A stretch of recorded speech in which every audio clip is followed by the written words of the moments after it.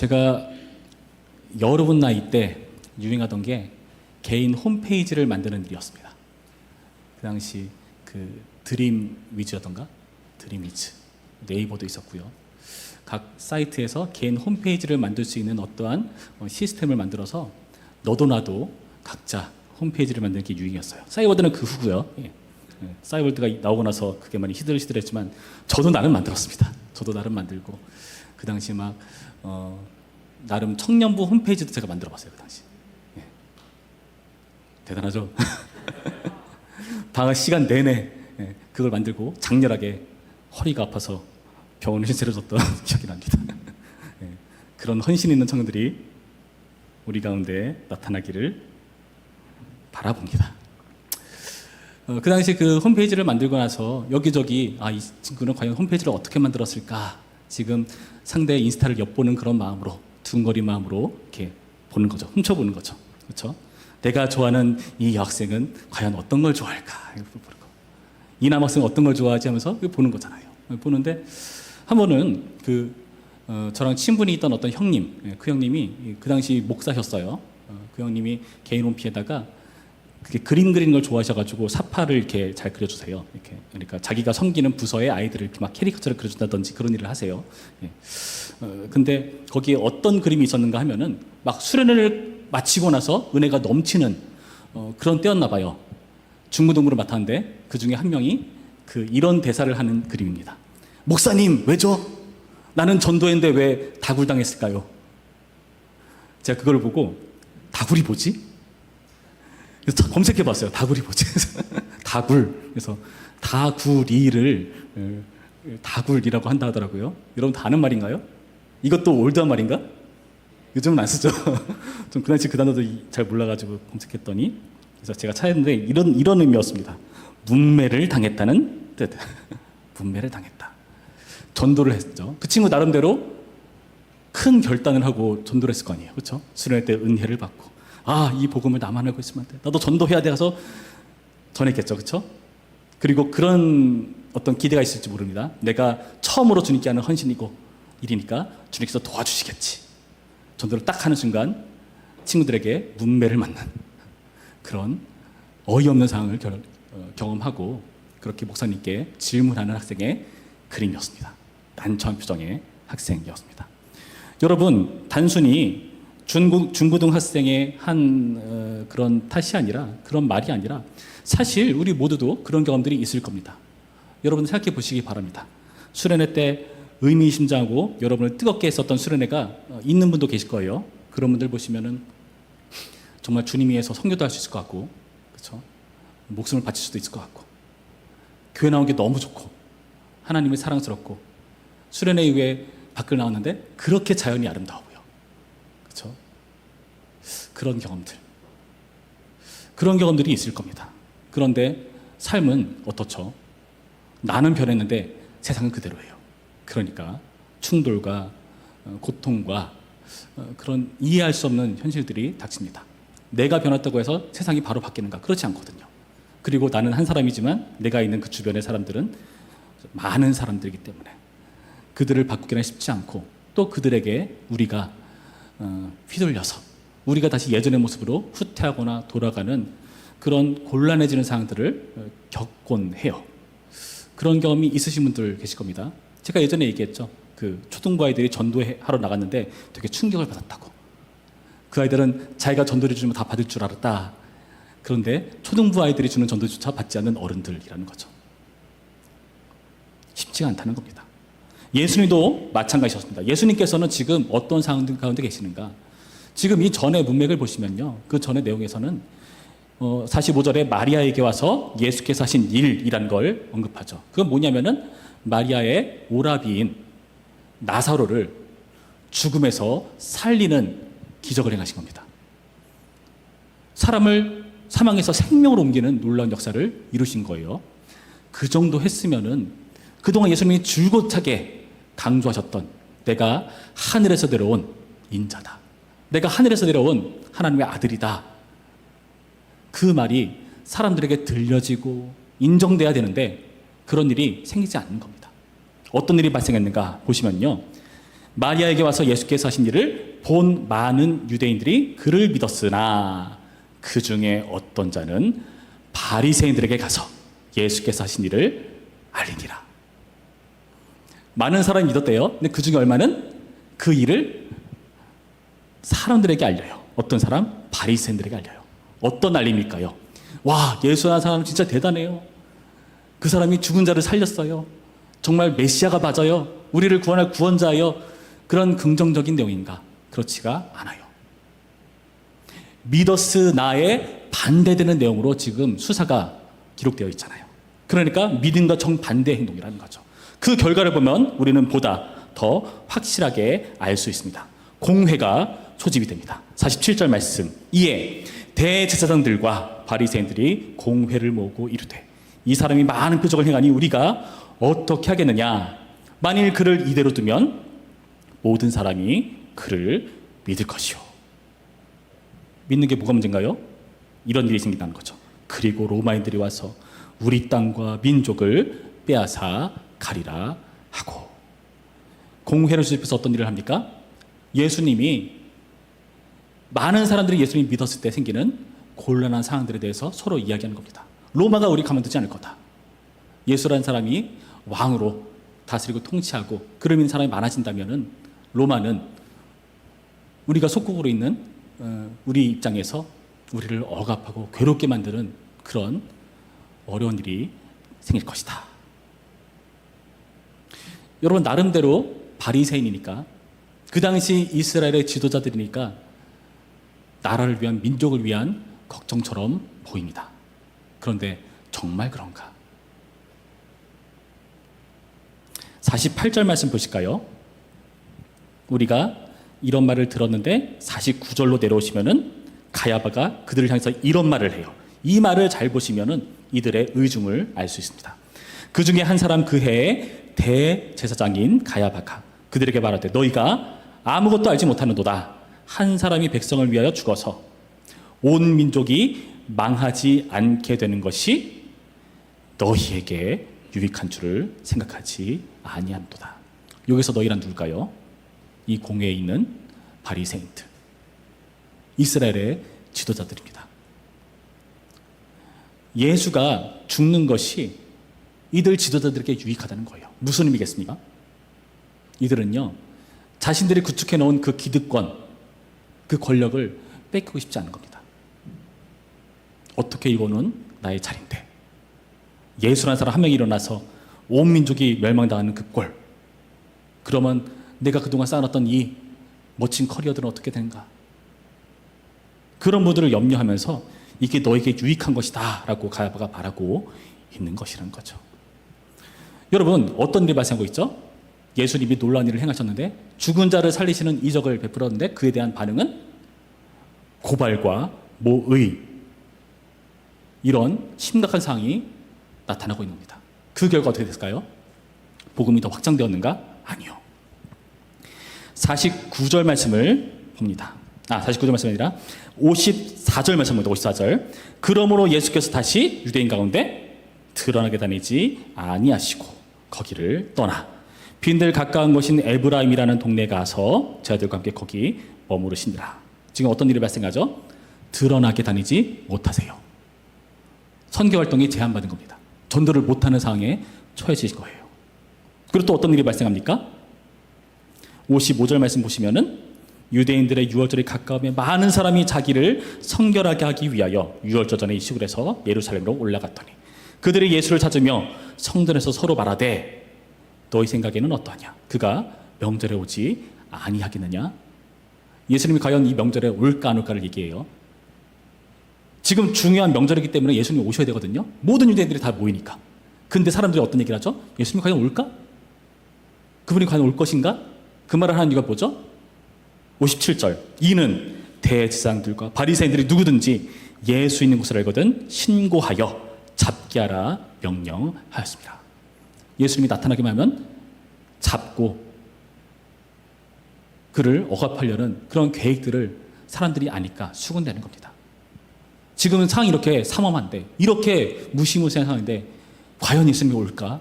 그 얘기를 하는 상황이라는 거예요. 예수님이 뭘 하셨죠? 오늘 본문에서 예수님이 한 것이라고는 단 하나입니다. 마리아에게 놀라운 일을 행한 것. 나사로를 살린 거예요. 죽음의 생명으로 옮기는 놀라운 역사를 행하신 겁니다. 그러나 그 결과는 고발과 모의와 복음이 위축되는 어려운 상황 가운데 놓여 있다는 겁니다. 여러분, 오늘 말씀을 보시면서 여러분, 사실 이런 상황은 우리가 경험하는 상황이기도 해요. 여러분이 직면하는 상황이기도 합니다. 사실 청년쯤 되면은 가장 직접적으로 와닿는 때죠. 뭐 예전에야 뭐 부모님이 시킨 대로 하고 부모님이 가자는 대로 교회 가고 수련회 가면 가면 되고 그러면 됐어요. 근데 여러분, 이제 학생의 신분을 벗어나서 성인이 되고 삶을 살아가니까 신앙이라는 걸 지키는 게 쉽지 않다는 것을 여러분 간접적으로나 직접적으로나 느끼고 있을 겁니다. 예전엔 방학이라는 게 있었어요. 아, 방학 좋다. 언제 했더라 내가. 여러분, 방학 지금 보내고 계신 분들 있으면은 축하드립니다. 잘 보내세요. 잘 보내세요. 그런 시간이 오질 않아요, 진짜. 저는 주님 다시 오실 날만 기다립니다. 영원한 방학. 얼마나 좋아. 휴가 내는 것도 내가 원하는 시간에 내는 것도 쉽지 않죠. 사람들과 조율해야 되고요. 맞춰야 되고요. 또 갔는데 내가 말단 직업이다. 뭔가 내 생각대로 계획대로 하는 것이 쉽지 않은 그런 상관돼 있죠. 그게 싫은 사람은 어떻게 하죠? 결국에는 조금 다니다가 관두고 다른 일 하던가 아니면은 나는 나름대로 워라밸이 중요해 하면서 그걸 맞출 수 있는 데를 다던가. 여러분, 점점 나이가 한 살 한 살 먹으면서 여러분 책임이라는 게 생겨요. 여러분, 결혼이라는 걸 하면은 물론 지금도 마찬가지지만은 이제 나 하나만 생각하는 데서 벗어나야 됩니다. 나의 가족을 생각해야 돼요. 내가 돈을 벌지 않으면은 가족이 굶어요. 내가 일하지 않으면요, 나와 함께 있는 그 사람이 힘들어해요. 결혼할 때쯤 서로 논의하는데 자꾸 다투게 돼요. 현실적인 돈 문제를 논의해야 되니까. 이 사람 나를 사랑한 게 아니었나? 그게 아니라 현실적인 얘기를 하니까 부딪힐 수밖에 없는 거예요. 평생 살아온 삶이 다른데, 가치관이 다른데. 그 현실의 장벽 앞에 여러분의 신앙이 그때 드러나는 겁니다. 그래서 제가 늘 얘기하죠. 수능 그거 하나로 그때부터 타협하지 말자. 왜냐면 더 큰 일은 그때부터 시작이거든요. 그거부터 타협하기 시작하면요, 여러분 몸에 훈련이 돼요. 어떤 훈련? 뭐 이 정도만 되면 교회 안 나와도 되니까 뭐. 이 정도는 뭐 봐주니까 뭐. 그러면 여러분 정말 중요한 걸 놓치게 되죠. 복음이라는 것은요, 신앙이라는 것은요, 우리의 생명과 연관된 일인데 가장 중요한 그 생명과 연관된 일을 여러분 최하위로 우선순위에 밀어둘 겁니다.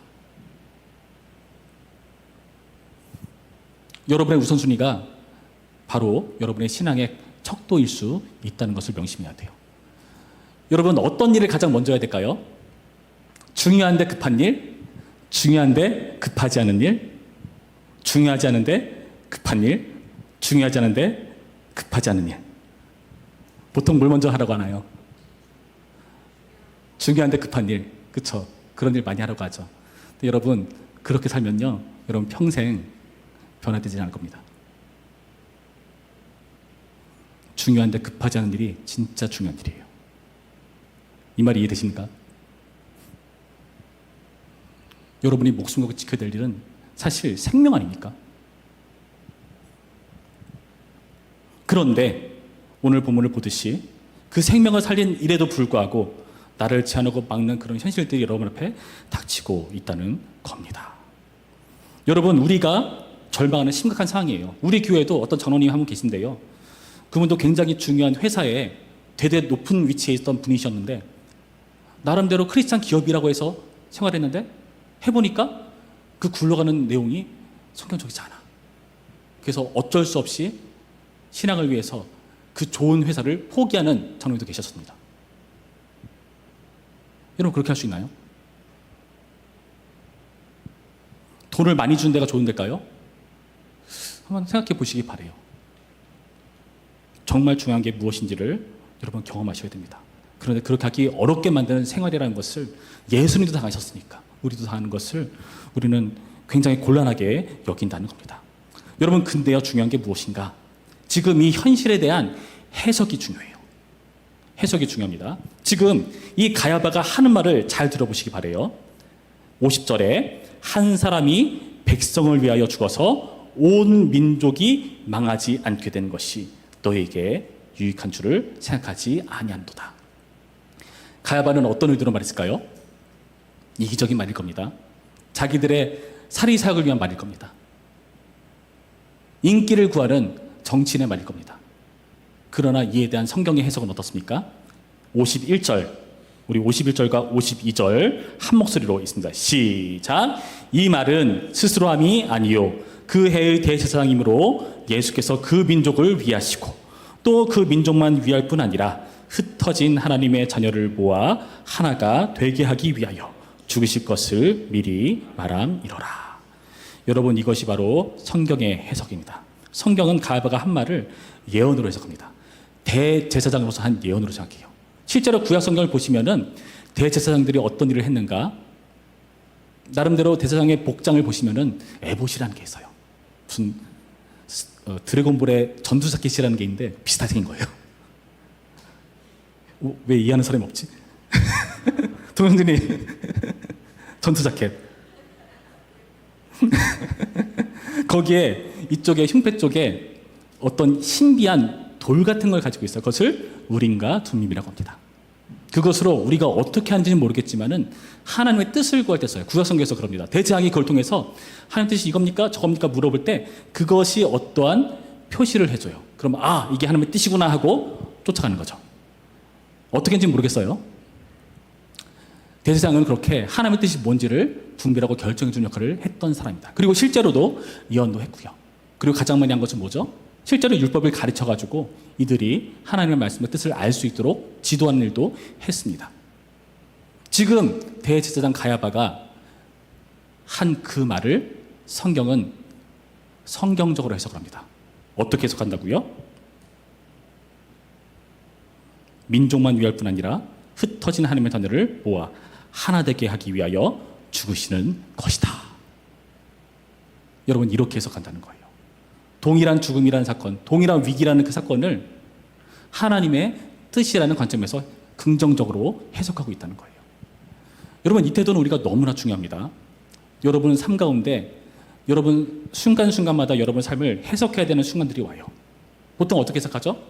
주변 사람들과 비슷하게 비교하면서 해석을 하죠. 남들보다 내가 좀 못해 보이면 열등해진 거야. 좀 괜찮으면 우울해진 거야. 그걸로 우리의 안심을, 평안을 찾으려고 하죠. 평생 오락가락 할 겁니다. 근데 그게 아니라 신앙으로 해석하는 거예요. 대제사장으로서 민족이 멸망하지 않게, 그리고 더 나아가 이방과 하나 될 수 있게 예수님의 죽음을 성경은 해석하고 있다는 겁니다. 여러분, 그렇다면요, 여러분 인생 가운데 흑역사라는 게 있을 거예요. 그렇죠? 막 지우고 싶은 여러분 과거 사진 있잖아요. 없나요? 소확해버리고 싶은, 밝혀지면 안 되는, 내 남친이 알면 큰일 나는 그 사진. 근데 그것도 하나님이 일하시는 증거라는 거예요. 내가 이상한 예를 들었나 보다. 적절한 예는 아닌가 봐요. 우리가 그렇게 하나님의 뜻을 해석할 필요가 있다는 겁니다. 예수님은 실제로 마지막 십자가를 앞두고 기도를 하시는데요. 흔히 신학자들은 그 기도를 대제사장으로서 한 기도라고 해석을 합니다.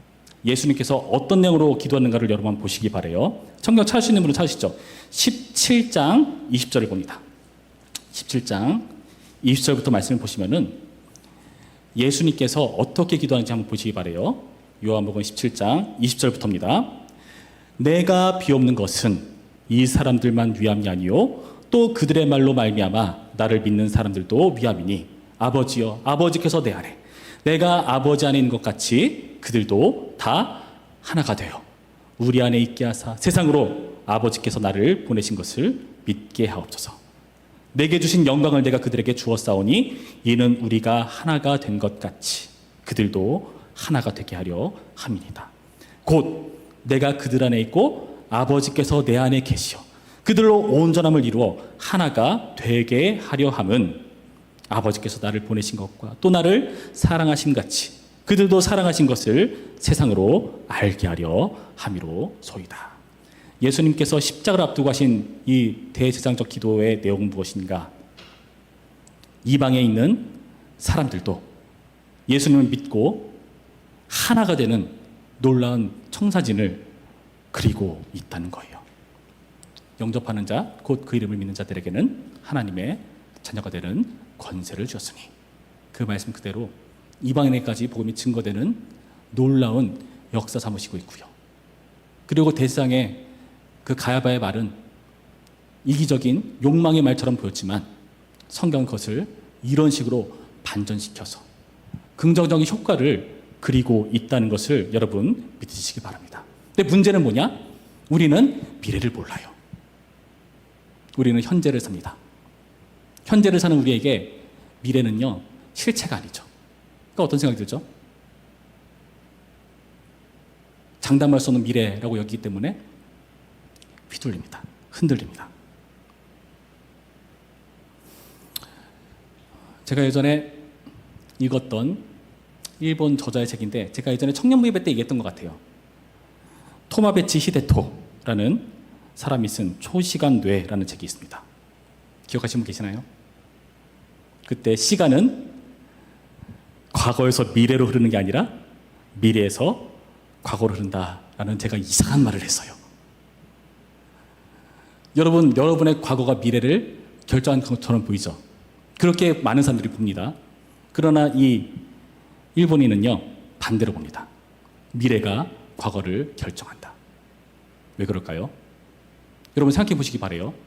A라는 사람과 B라는 사람이 있습니다. 동일한 고통을 겪습니다. 근데 어떤 사람은 그 고통이 그 사람을 망치는 길이 되고, 또 어떤 사람은 그 사람을 살리는 길이 되는 경우들을 봅니다.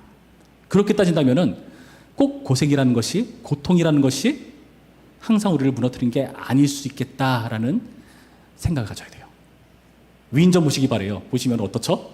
다들 그럴싸한 고통 하나쯤 있지 않습니까? 그럴싸한 핸디캡 하나쯤 있지 않습니까? 무슨 말일까요? 미래가 여러분의 과거를 결정하는 거예요. 그리고 그게 성경적입니다. 우리의 미래는요, 영광이요, 생명이요, 하나님의 자녀로서 누리는 유익이죠. 그 관점에서 현재 오늘 여러분의 삶을 해석하셔야 돼요. 그렇다면요, 지금의 고통, 지금의 방황, 내가 좋은 직장 취직 못하고 오히려 때로는 신앙 때문에 그런 분들을 포기하고 돈 좀 못 벌고 살아가는 그 모든 것들, 여러분 미래라는 관점이 그 과거를 본다면은, 그 현실을 본다면은 어떻게 해석을 할까요? 미래가 과거를 규정하는 겁니다. 다르게 말해볼까요? 하나님께서 과거와 현재와 미래를, 그 관념을 뛰어넘어서 알파와 오메가이신 하나님께서 우리의 삶을 계획하셨고 인도하고 계시죠. 시간이란 개념은 우리에게 적용되는, 하나님께 적용되는 장이 아니거든요. 그 하나님의 관점으로 여러분의 삶을 해석하는 겁니다. 하나님께서 뭐라고 하실까요? 너 지금 잘 가고 있는 거야 라고 하실까요? 아니면은 너 지금 그렇게 하는 거 아니야 라고 말씀하실까요? 여러분 그렇게 하나님의 관점, 성경의 해석으로 여러분의 인생을 해석하는 훈련을 해나가야 돼요. 그러기 위해서 중요한 게 뭐냐면은 목장입니다. 오늘 우리가 하반기 목장 편성을 새로 했어요. 여러분 제가 목장 편성 몇 번을 바꿨는지 아시죠? 5번을 뒤집어 봤습니다. 여러분 그 안에서 뭘 하셔야 되는가? 서로 인생 가운데 삶을 나누면서 서로 성경의 해석을 찾아가야 돼요. 나 스스로 나의 인생을 보면요, 객관적으로 안 보여요. 그렇죠? 그리고 다른 사람들보다 되게 뒤에서 시작하는 것 같은, 뒤처진 것 같은 그런 인상이 들 때가 있습니다. 그러나 그때 필요한 게 여러분에게 도움을 줄 신앙의 동료들이에요. 그래서 목장이 중요한 겁니다. 그걸 나누시는 거죠. 그래서 서로 성경의 해석을 해주는 겁니다. 여러분, 어떤 것이 선한 일이고 어떤 것이 악한 일일까요? 여러분에게 주어진 삶을 보실 때, 이거는 악한 일이야, 선한 일이야, 여러분 어떤 기준으로 판단하십니까? 돈으로 판단하십니까? 건강으로 판단하십니까? 나름대로 행복으로 판단하십니까? 여러분, 성경은 말하기를 그 선악을 아는 일은 누구의 주권이라고요? 하나님의 주권입니다. 그것을 싫어하는 아담과 하와는 하나님, 주님께서 생각하시는 그 선은 나한테는 선이 아니잖아요. 그 거절이 선악을 알게 하는 나무의 열매를 따먹은 거죠. 선악을 아는 일에 내가 하나님처럼 되어서 이제는 선과 악을 내가 규정하겠다. 그러나 그거 틀렸다고 말씀하십니다. 여러분 인생에 선과 악이라고 규정하는 것을 다시 다 리셋하셔서 하나님 입장에서 무엇이 선인가를 고려하시기 바랍니다. 지금의 어려움이요, 하나님 입장에서 선일 수 있어요.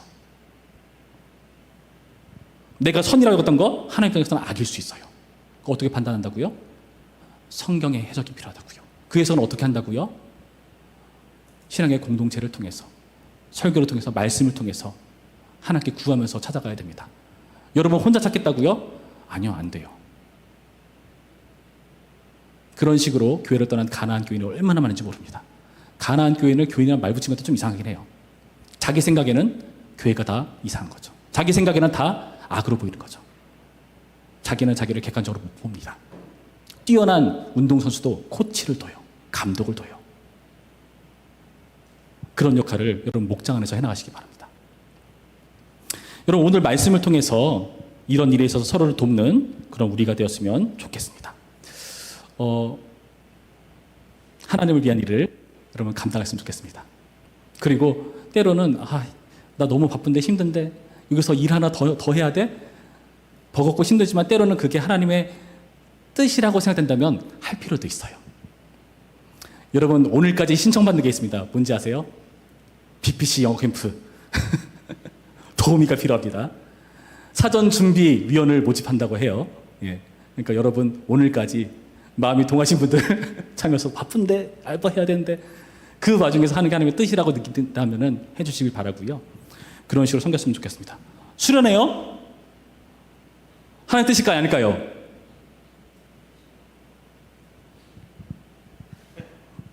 두고 보겠습니다.